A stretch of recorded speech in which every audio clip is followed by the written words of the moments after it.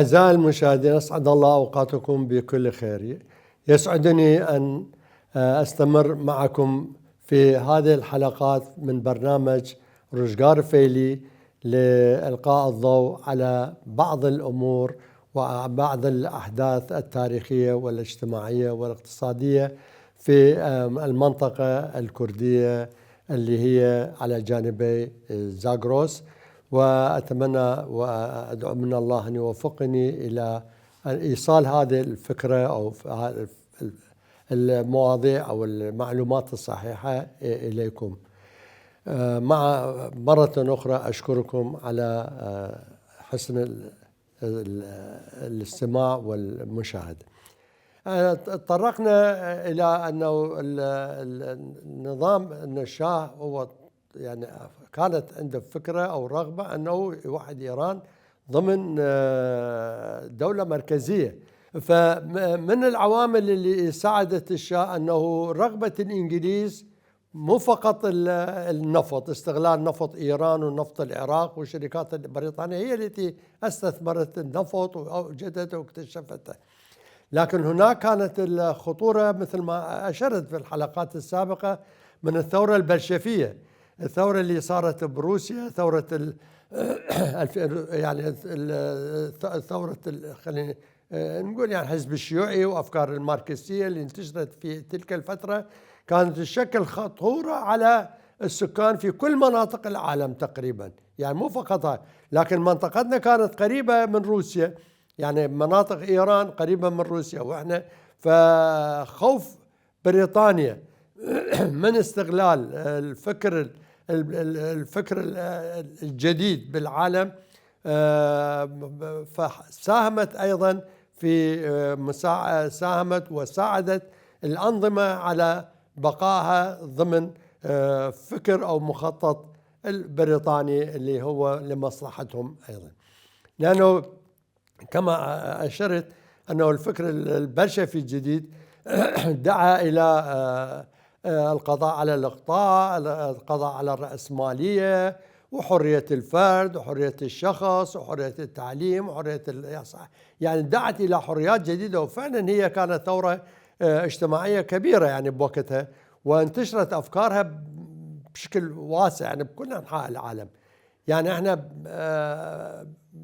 بالعراق وسوريا ومصر ولبنان وإيران وأحزاب كان لها وزنها، يعني الناس اللي أيدوهم، فلسبب هذا يعني خوف بريطانيا من الأفكار هذه أيضا هي ساعدت حكومة الشاه على ترسيخ النظام المركزي في إيران.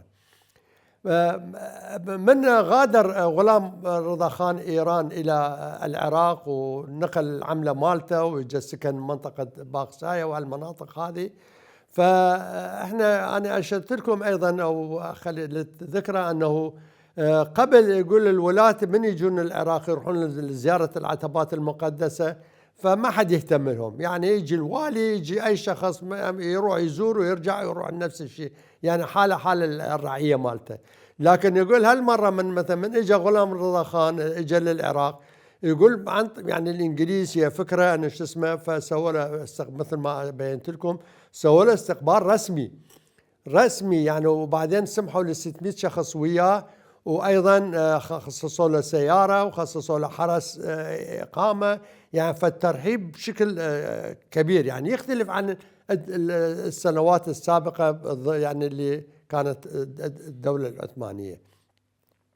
فغلام رضا خان راد يرجع لإيران وراد يحسن علاقته بشاه إيران، يعني غلام رضا خان، فغلام رضا شاه، فبالعكس العفو هو إلى رضا شاه، فأرسل له مبلغ 1400 لا أرسل له 14,000 ليرة ذهبية، دز يعني هدية أو فلوس 14,000 ليرة ذهبية إلى شاه إيران، يعني كبادرة حسن نية على أنه يرجع لإيران ويبقى هناك بمكانه بإيلام بمنطقة بشتكو، ويبقى بمكانه وش اسمه، فهو يعني يستمر هناك.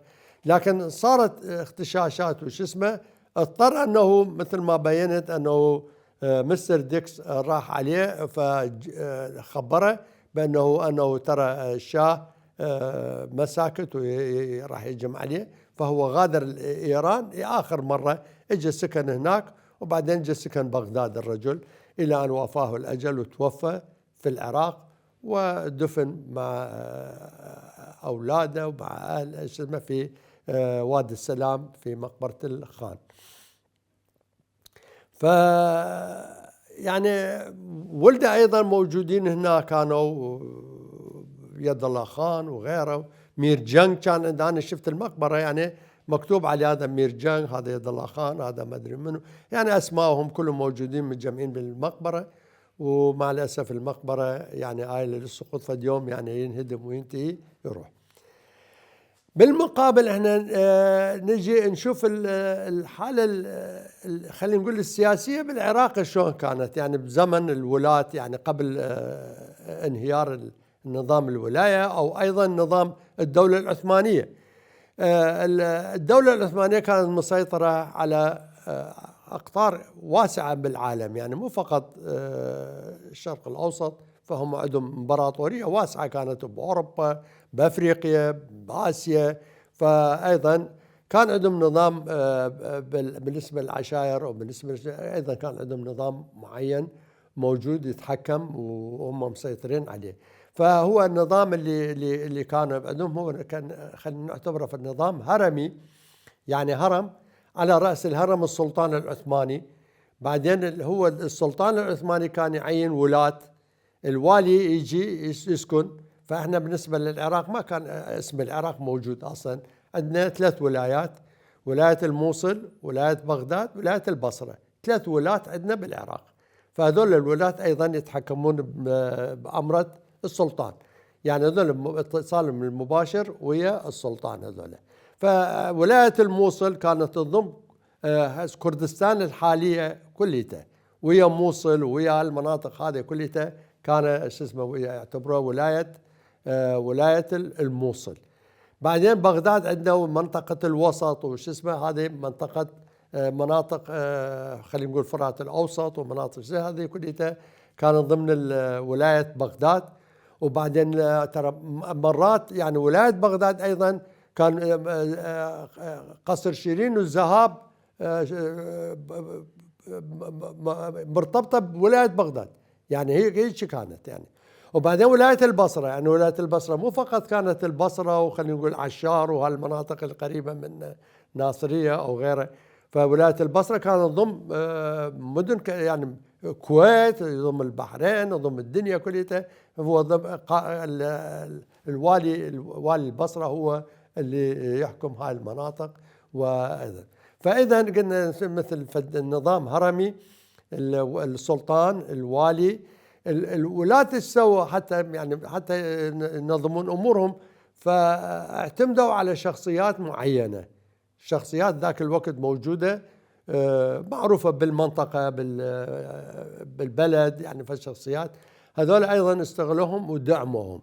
دعموا هاي الشخصيات حتى هم أيضا يدعمون، يعني خلينا نقول فد مصالح مشتركة، يدعم الشخصية هذه حتى الشخصية أيضا هو نفسها تدعم النظام. فلسبب نلاحظ احنا يعني ذاك الوقت برزت شخصيات معينة، يعني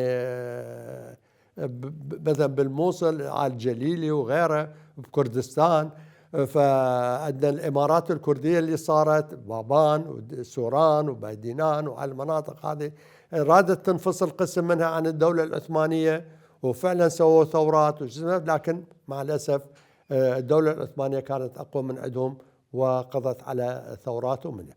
فالمهم إذن عندنا حتى مثلا بالوسط عندنا شخصيات بغدادية ذاك الوقت موجودين، وأيضا فنلاحظ ظهور إقطاعيات واسعة، إقطاعيات كبيرة يعني. فالوالي حتى هو والي شيريد، السلطان يريد فلوس، يريد ضرائب، فيجبر الوالي حتى يجمع يعني خصص له يجمع ضرائب، حتى يدز للستانة إلى اسطنبول للوالي. فهذا حاول أنه شو يسوي، يعني يجمع من الناس الفلوس وأيضا يرسلها إلى الوالي. إلى الآن ننتقل إلى فاصل وإن شاء الله نواصل.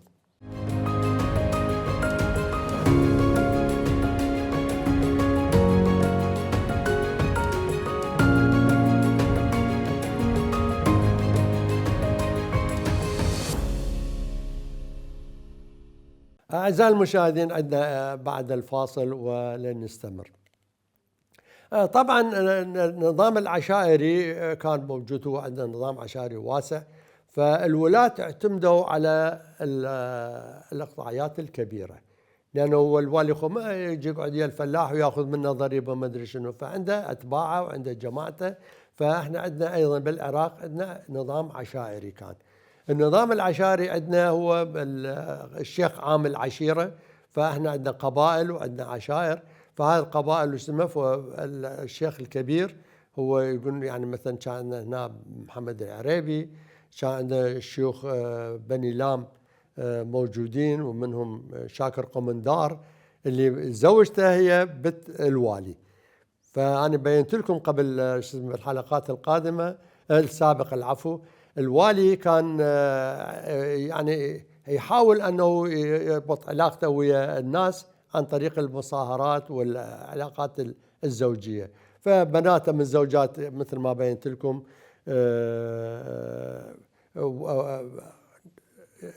السيد عز الدين النقيب في والي نائب مندلي، ومزوجة إلى ابن شيخ بني لام يعني شاكر قمندار، وإلى واحد من عائلة المالكة أيضا هو كان مزوج بوحدة من بناته.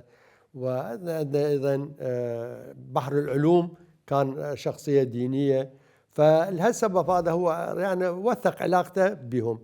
لكن هو يعني مثل ما بينت أنه العشائر الكبيرة فالشيخ عام موجود، وأيضا موجودين شيوخ، وموجودين أيضا شيوخ أفخاذ. يعني إذا خلينا نقول مثلا الشيخ العام هو عايش بالعمارة، فعنده أتباعه قرايبه أبناء عشيرته موجودين أيضا متوزعين على أنحاء العراق. وأيضا أكو أفخاذ، وغير الأفخاذ أيضا أكو بيوت يعني هذا بيت فلان، فمثل ما احنا كنا نسمع بيت السويري وبيت غيره. فأيضا عندنا موجودين بالنسبة للعشائر العربية.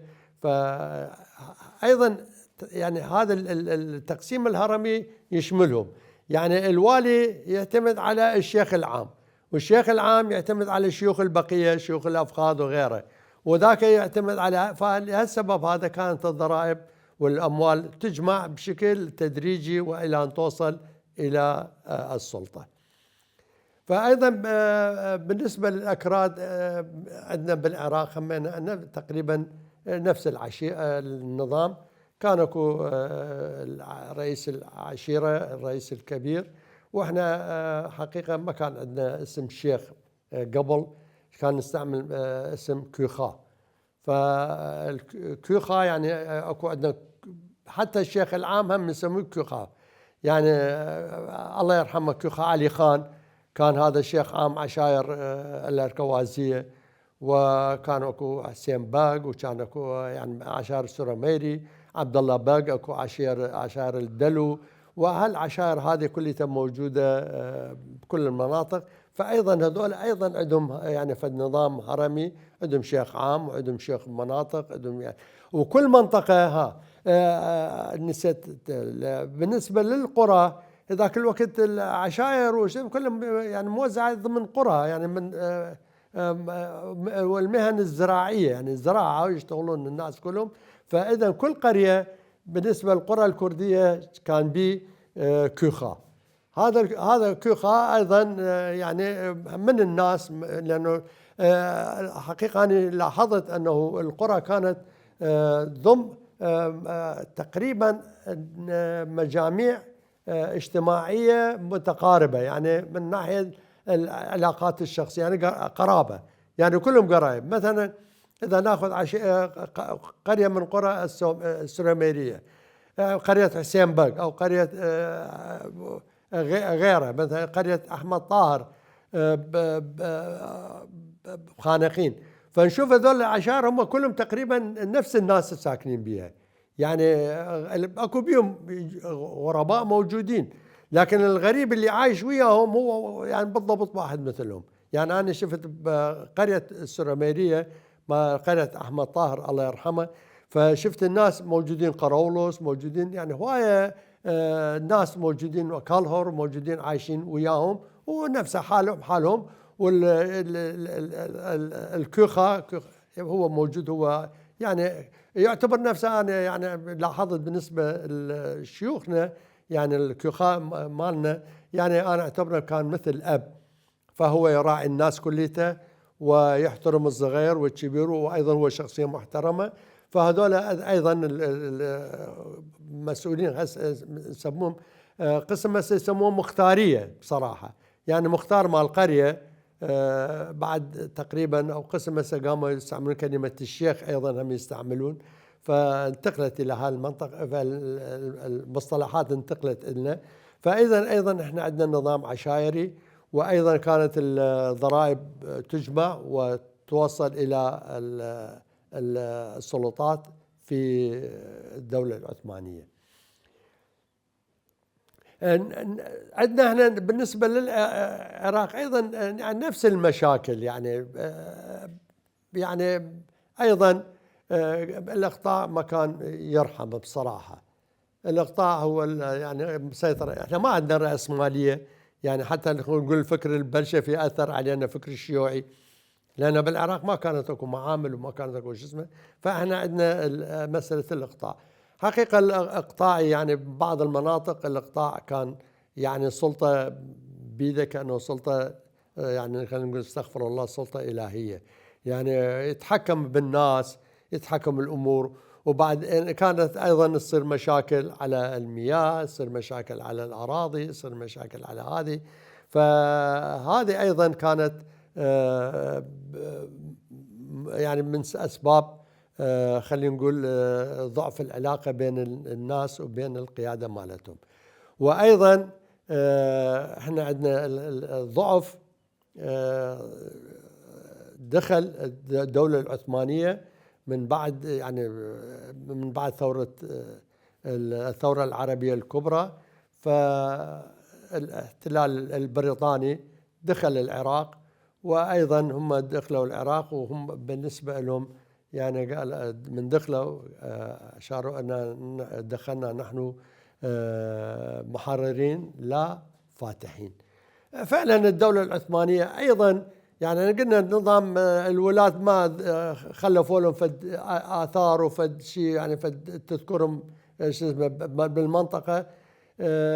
لكن هنا عندنا بالعراق أيضا نفس الشيء. الدولة العثمانية هسه إذا نلاحظ تطلع من الشمال نروح الجنوب، يعني تلقي لك فد جامع الدولة العثمانية باني، لو ما تدري هذا عندنا القشلة، هاي همنا كان القشلة كان الكلية العسكرية مال الجيش العثماني هو مالتهم، يعني ما شو اسمه. لكن فاتني شيء بالنسبة بعد انهيار النظام الولاية في مناطق لورستان ومناطق بشتكو. الشاه من اجى من اجى افكاره غير شكل. يعني طبعا التغيير الاجتماعي ما يصير فجائي، يعني ماكو شيء فجائي احنا نقول يا مثلا يابا من باكر فلان شيء، يعني هذا قضيه اجتماعيه كبيره يعني مو بد. فهو اولا منع بات الناس ان يترحلون من مكان الى اخر. احنا ندري مناطق ايلام ومناطق لورستان ومناطق، فهذول عندهم تربيه حيوانات، فهذول عندهم ايضا هم بالضبط مثل البدو، حتى بيوتهم بيوت شعر ويربون الحيوانات، فينتقلون خاصة بالصيف ينتقلون من منطقة إلى أخرى على مود يربون حيواناتهم وش اسمه. فرضا شاه عنده أفكار تقدمية، يعني هو صح شاه وصح نظامه خلينا نقول يعني مو نظام ديني ولا نظام يعني، فهو بس عنده أفكار تقدمية جدا مهمة، لكن غلط أنه راد يطبقها فجائية على كل إيران، فمنع الترحال. يعني أنا أتذكر أنا كنت صغير أسأل يعني شو اسمه، كانوا مثلا عندنا عجائز عايشين هناك أو شياب، يقول يعني إذا يجون الأمنية مالته يعني الجماعة العسكر مال الشاه، فإذا شافوا أي خيمة يشقوها ويعني يعتدون على أهله. فوصلنا إلى فاصل آخر إن شاء الله، وبعد الفاصل نستمر في هذا الموضوع.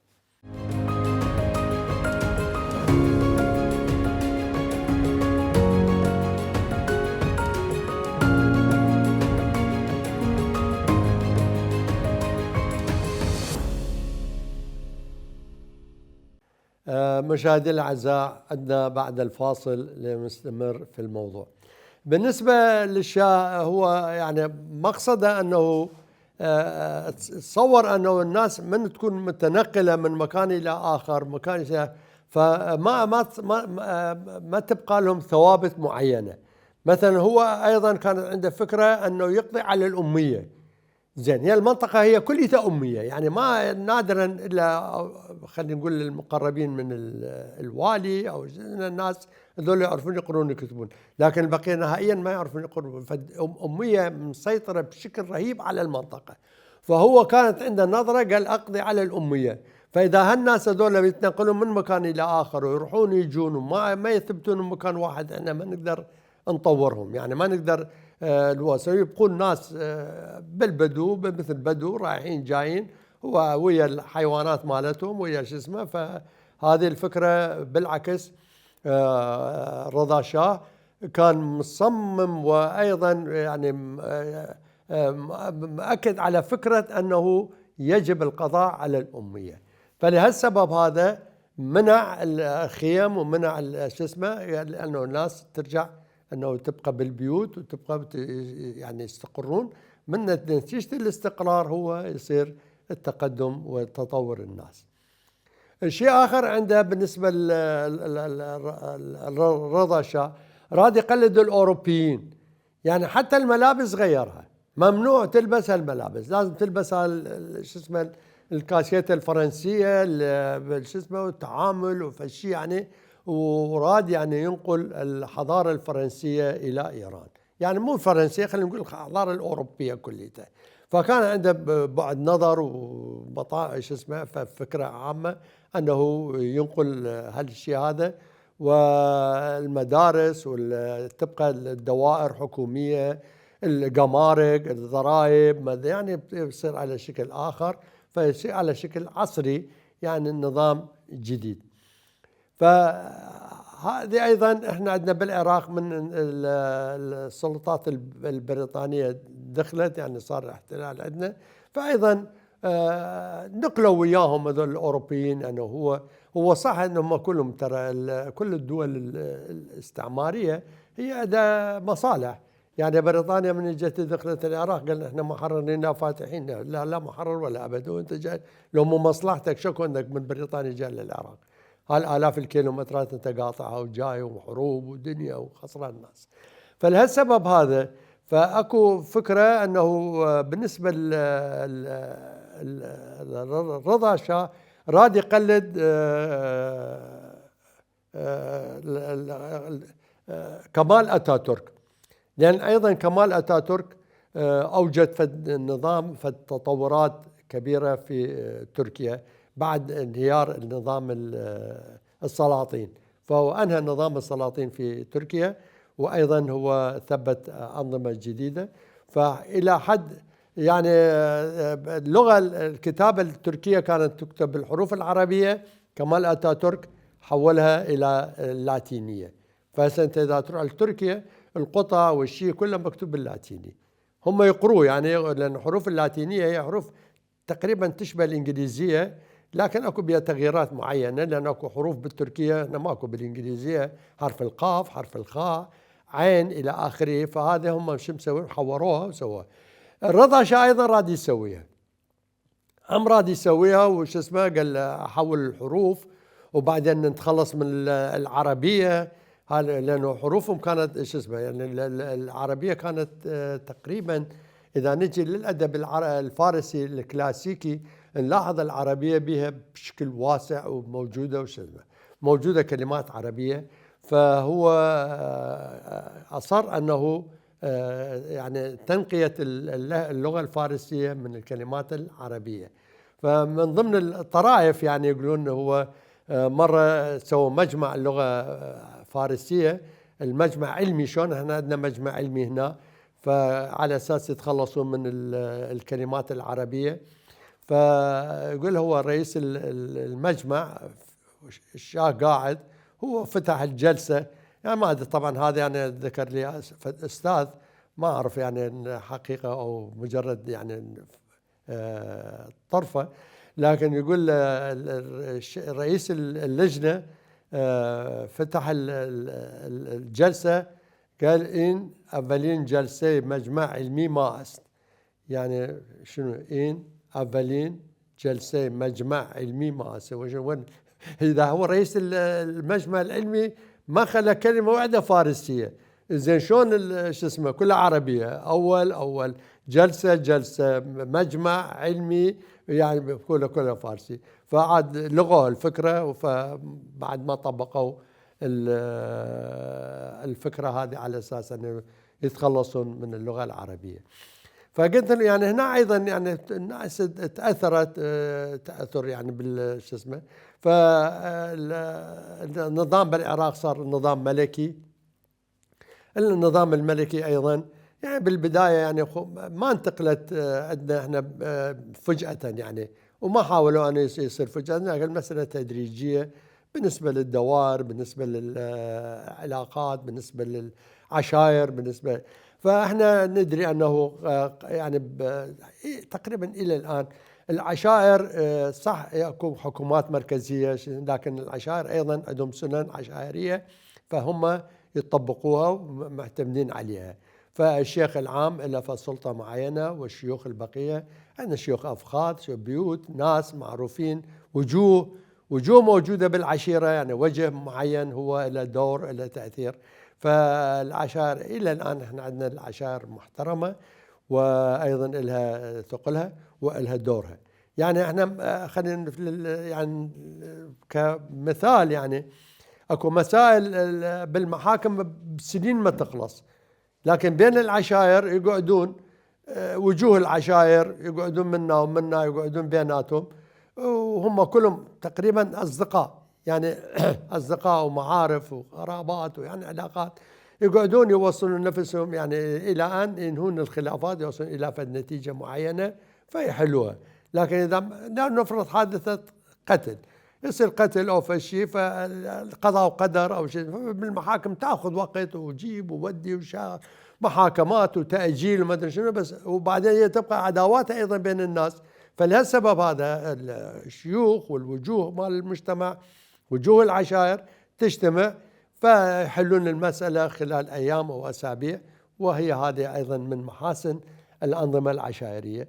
لكن مع هذا احنا سنشوف يعني احنا نحكي عن الاشياء السلبيات والايجابيه، هاي ايجابيه، قضاء وقدر، مشاكل تصير، قضايا شو اسمه تنحل عشائريا. لكن مثلا مساله بالمرور وضابط الشرطه ويا سايق ويا ابو توك توك ويا شو اسمه يدخل عشيره، يعني هذا نشوفها كلش صعبه، ومفروض يعني من هذول يعني شخصياتنا هذول يعني وجوهنا انه ما يدخلون نفسهم بهذه الاشياء التافهه.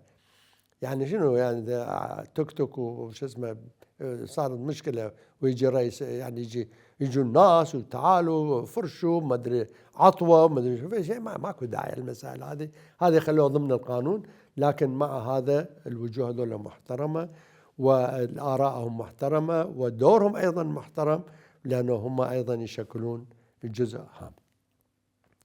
هذه بالنسبة للعلاقات الاجتماعية. فبعد ثورة احنا عندنا استمرت ايضا عندنا احنا علاقات، قلنا اقطاعيات موجودة، فكل منطقة بها فد اقطاعية وبها فد شخصية كبيرة معروفة، هذا يعني متصل يعني الناس تحترمه ويعرفوه شو اسمه.